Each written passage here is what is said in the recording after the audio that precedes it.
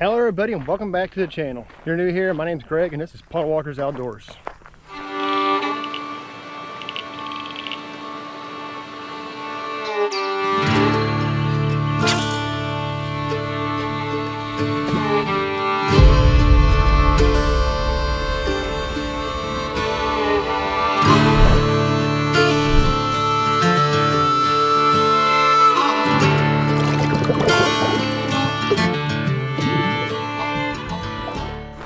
Alright guys, before we get this video started, let's address the elephant in the room. Why am I walking down a gravel road? Well, my vehicle's in the shop and it's a beautiful day and I couldn't waste it just sitting inside. So while they work on my car, I decided I was going to take a walk. So we're going to walk down here at the end of this gravel road. There's a little creek here in Gosport and I don't know if I'm allowed to be in here, but I fished it the whole 8 years I've lived in Gosport, so I doubt anybody's going to stop me today. We're going to be looking for just whatever we can possibly bite. The real purpose of this video is BFS fishing. So I had a company called Solo King reach out to me and ask me if I wanted to try out one of their BFS reels. They're fans of the channel. They thought that you guys would be interested in the BFS as well, which I think you guys would be. And so I agreed that I would make a video for them in exchange for a reel. So this is the reel they sent me.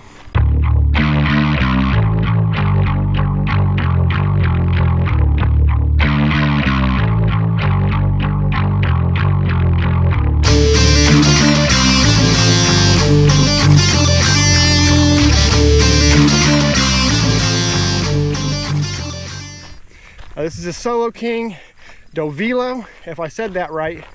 It's a 7-to-1 gear ratio. It's got the ability to throw down to like a 16th ounce, 10th ounce, something like that. So really, really light, right? This thing can cast air. So I'm gonna see what I can get with it today. I'm really not for sure yet. I'm pretty experienced with a bait caster. I've been throwing bait casters for probably close to 20 years of my life. So I know the ins and outs. I know how to adjust one. I know how to tune one. So this right here should be a pretty simple transition for me. So if you're not used to throwing bait casters and BFS is something that you're wanting to get into, I'll give you guys a little breakdown on how to adjust these things. So here on the side, you'll see there's a big old round knob.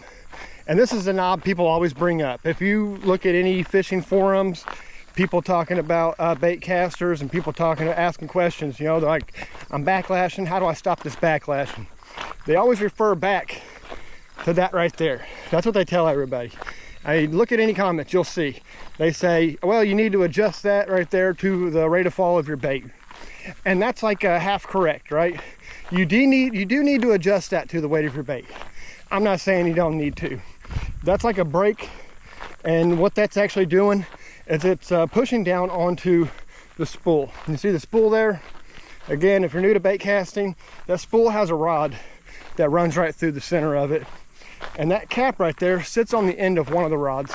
And the tighter that you tighten that down, the more pressure it puts on that pin, and the more resistance it gets.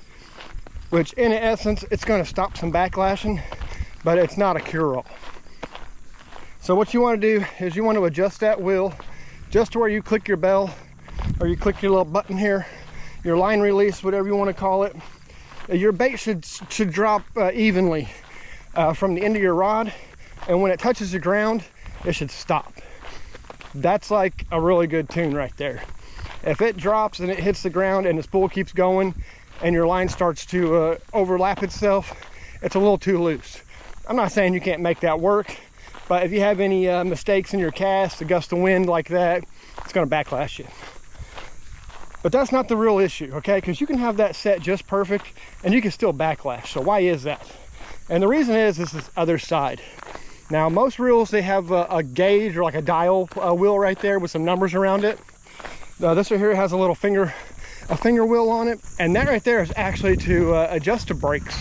So you've got a braking system on the other side of this spool, and the brakes push outwards to the inside of the spool. The closer you get to them, the more resistance it has. The further away you get to them, the more free fall running that it has. So we've got this set to throw this little bitty 16th ounce lure. I got a little 16th ounce Ned. And I've got one of the little Rebel Live Flex lures on it. It's a real little bitty plastic. And that's what we're starting out with. The hopes is that we can get in here and make some casts, do some fishing, maybe catch some fish, maybe even get lucky and find like a big old bass or something hiding out in here. Probably not. This creek is heavily fished behind me here. I'm going in the woods here to get away from the high traffic area. The river is just downstream from here, so if you're a cat fisherman, you know that live bait's the best. If you want to catch a big old flathead, you're going to want something live. You're going to want something alive that you can throw out there and let it swim around and let it find the fish for you. Catfish don't like to move and roam around. I have one as a pet, and I promise you that guy will sit inside his little rock hole until a worm or a fish swims inside there, and then he'll eat. I never see him come out.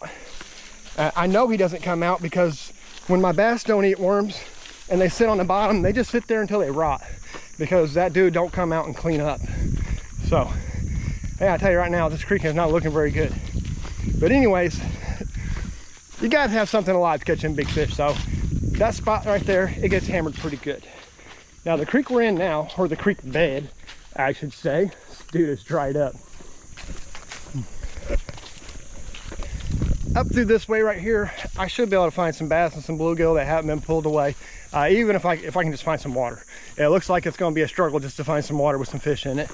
We'll see though, we'll see how it goes. I've never been back here and it be this dried up. So hopefully we can get in here and we can find some pools that are holding fish. Now one of the big issues with this thing drying up is it makes it really easy for things like raccoons and stuff to feed on whatever fish is in the little hole, because they have nowhere to go. Like you see that right there, that's empty. See how gray it is, how nasty it is? That means there's no fish in there. Fish are a vital component to water clarity. If you don't have any fish in the area, it usually goes grayish like that. That's just because there's no fish in the water. There's nothing really help filtering the water out. But we got a tree down.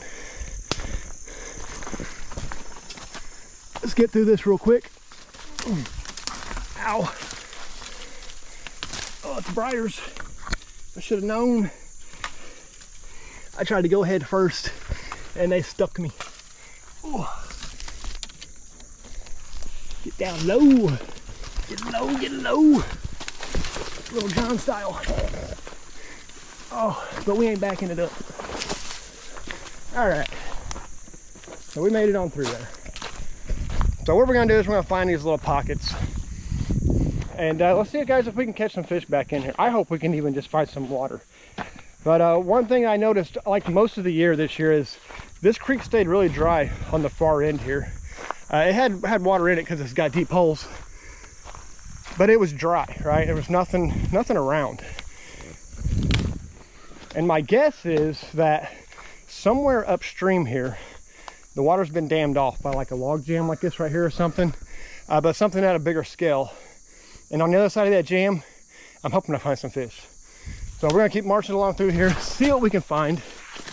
And let's see what we can do with this BFS rod and reel. Actually the BFS reel, it's not a BFS rod. What I've actually got on here is a Zebco rod. Yeah, that's right, you heard me, a Zebco rod. I know, it's not the most fanciest of brands, but I needed a rod to put on this. And if this is really a budget reel, then we should be able to work it with a budget rod, right? I shouldn't have to go out and spend $100, $200 just to find me a rod to go on this reel, right? I should be able to go to Walmart and find me something cheap, and it should work. Now, it shouldn't work the best, of course, because it's cheap, but it should work. Bottom line, I should be able to go out here, I should be able to cast, and I should be able to catch fish. This is the kind of rod that they recommend to use for BFS. You want to use an ultralight, a light. I think medium light's a little too much. I know some people use a medium light, but I think at the point of a medium light, you might as well just be using a regular bait casting reel, because it's got enough backbone. You can throw bigger lures and stuff with it. And it's also still finessey enough that you should be able to throw pretty small stuff with it. If you're wanting to throw little bitty lures, you should just go all out and go with the ultralight light rod as well and really have yourself some fun. So this is a Zebco combo rod. I paid like $30 for it. It's a Fin Commander. And it was like I said, it was like $30 for the rod and the reel on a combo. The rod is a light. It's got a medium fast or maybe a fast action tip to it. It was a little stiffer than like the Durangos and stuff that Walmart sells, because those things are like a wet noodle, right? They're really whippy. And so I didn't want to use that because I thought that if I hooked into a fish, I'd just be fighting it for days. So we're gonna see how the Sebco rod does with this BFS reel. All right, guys, let's go find some water. Here we go, guys. We got a jam blocking the water right here. I wonder if it's super deep on the other side. Also wonder if there's any fish in here. If they're gonna be here, let's see. You can see all kinds of herring tracks and stuff where they've been over here fishing themselves. Some pretty nasty water, honestly. Let's see if there's anything over there.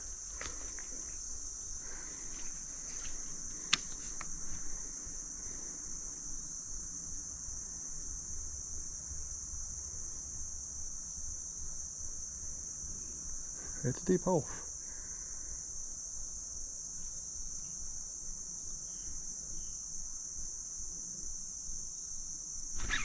Oh, I thought I had him. Thought I had him. Missed that one. We got some action here though. Surely we've got a bluegill or a green sunfish of some sorts right here. This has been the first deep hole I've actually come up on.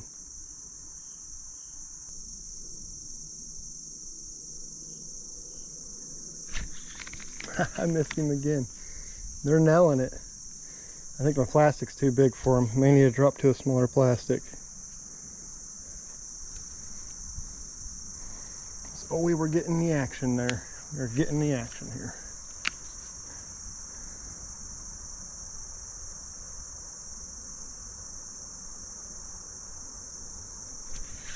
Ah, I had him hooked that time, I think. I don't know what he is, but or if there's multiple ones, probably a bluegill. Should probably put something a little smaller on. I'd probably catch him.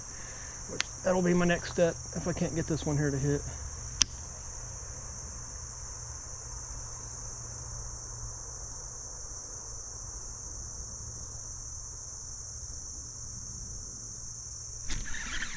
Got him that time. There we go. Look at that.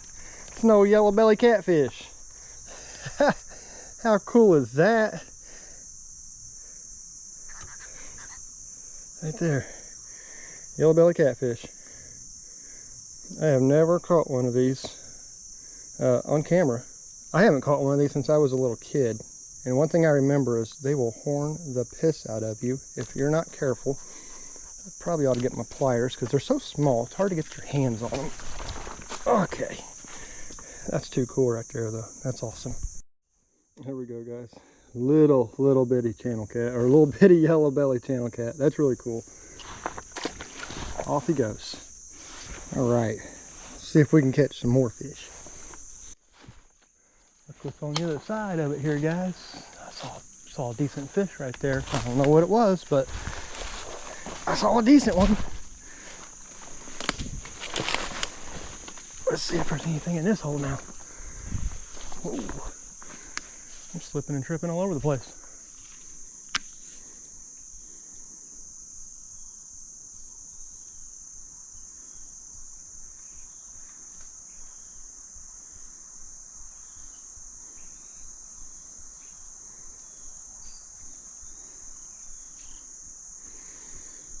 I got some hits, but that was it. See if we can get a little lower here. Get our cast back in there where we wanted it.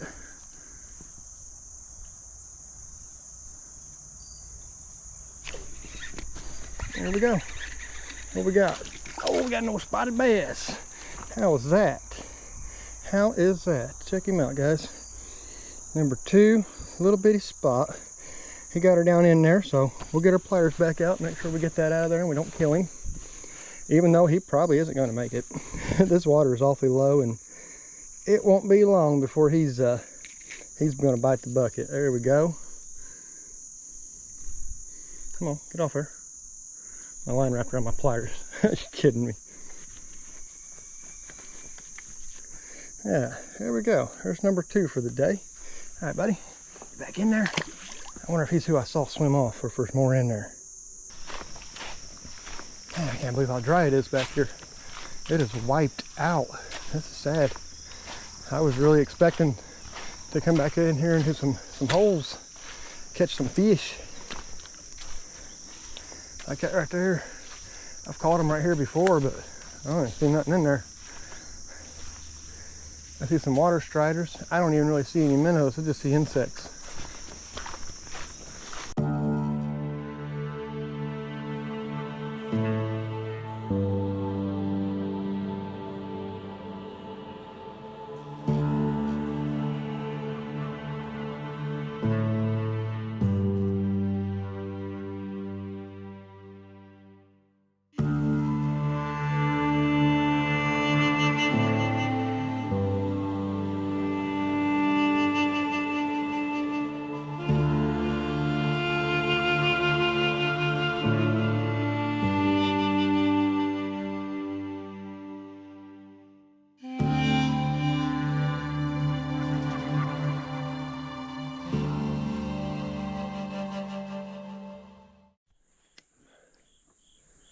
Probably was a bass in there.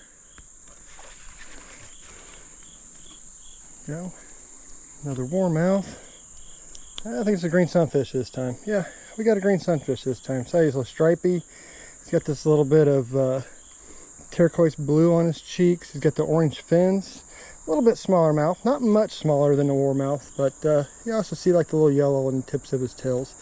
This is a very young juvenile one, so it's kind of hard to really identify him because of the size.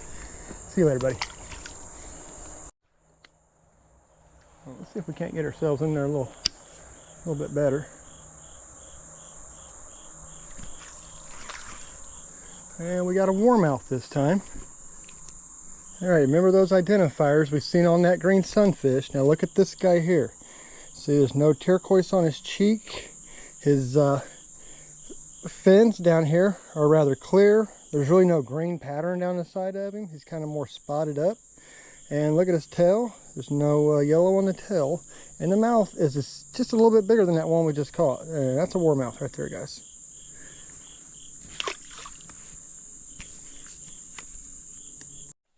There's a deep hole right there, though, guys. I'll tell you what, that was some deep water.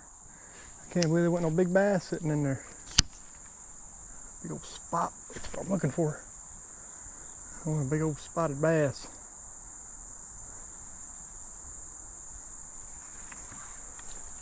There's got to be one around through here somewhere. Got some deep water right here. It's really surprising there wasn't a bass holed up in there. We have found a lot of jams as well on our way through here. Seen a lot of jams.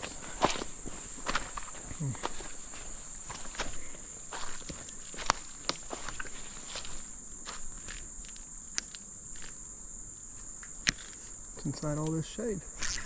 There we go. There's our bass. That's a good one too. That is not bad at all. How's that for a creek bass? Especially for what you guys been seeing as fish. That's pretty sweet right there. On the old BFS. Good looking spot. He nailed it. All right, let's get him out of here.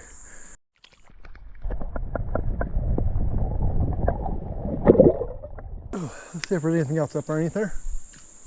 You never know. Something else underneath there. He hit me. I think it was a bluegill or something. Just nipped at it. Nipping at my bait. About back up in there. There we go. We got another spot. Another good one too. Here we go. He may be bigger than the last one. All right. Hey, tell you guys what. It's getting better the further back we get in here. It's another good looking spotted bass. Hey, buddy. I'll see you later, man.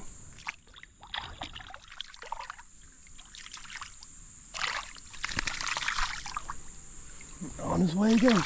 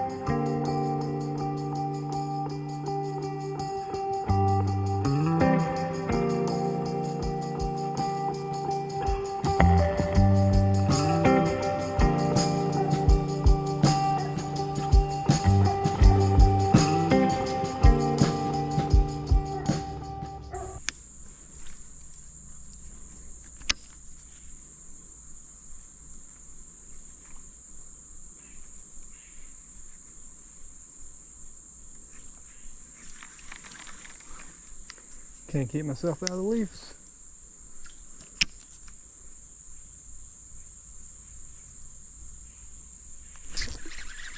Okay, got him.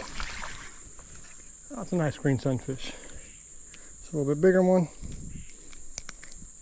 than the last one I caught. Well, maybe not. He's still a little bitty guy, but that's another green sunfish. All right, let's get him out of here. And let's see if we can pull anything else off this log. Get over here on this side. Let's see if we can't jig nothing out from in between this log right here.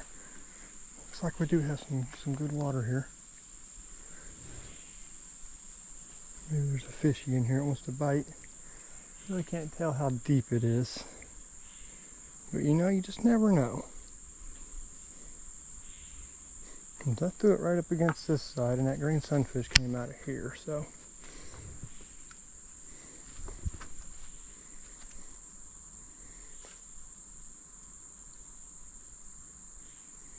My guess is he was sitting on this log underneath of it and came out from my bait. Yeah, there we go. Oop, there's another one there. I missed him though, but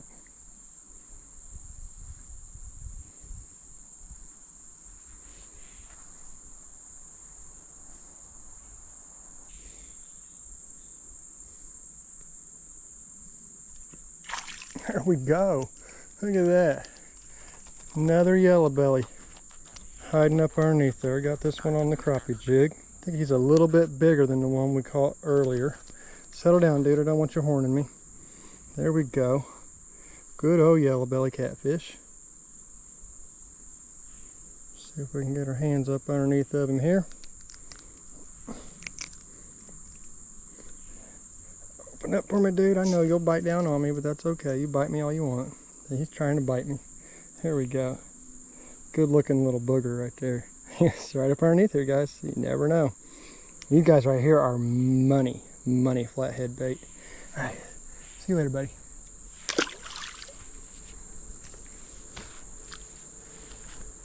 Let's see what else we may pull out of here.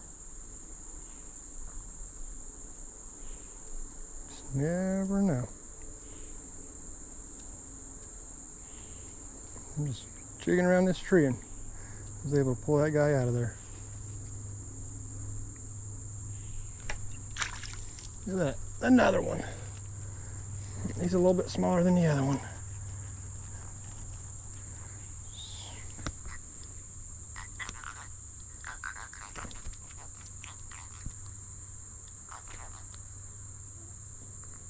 Settle down, buddy. Have to open that mouth up so I can get that hook out. Here we go, guys. That's a itty bitty one right there. Little bitty guy.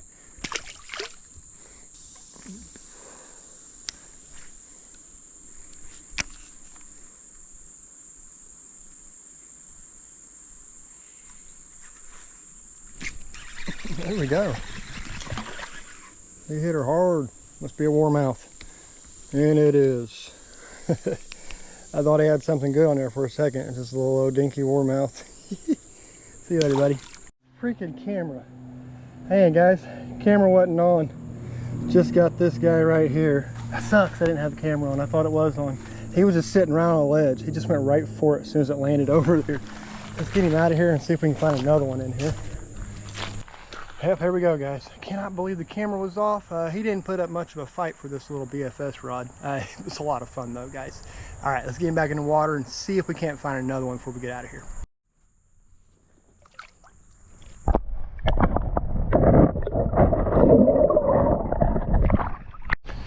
Well, guys, that's a wrap on just today. I'm going to continue fishing with this rod, but I need to go somewhere with some bigger water and some bigger fish. That last one was really nice. I hate that my camera was off, but he put on a good fight. I want to try something in the 3-pound range on this rod and reel. So I'm walking myself back home. I got a long ways to go. I just did about a 6 or 7 mile loop. So we'll get back home. I'm gonna give me some dinner and we'll take back off, guys, on my next day off. All right, see you soon.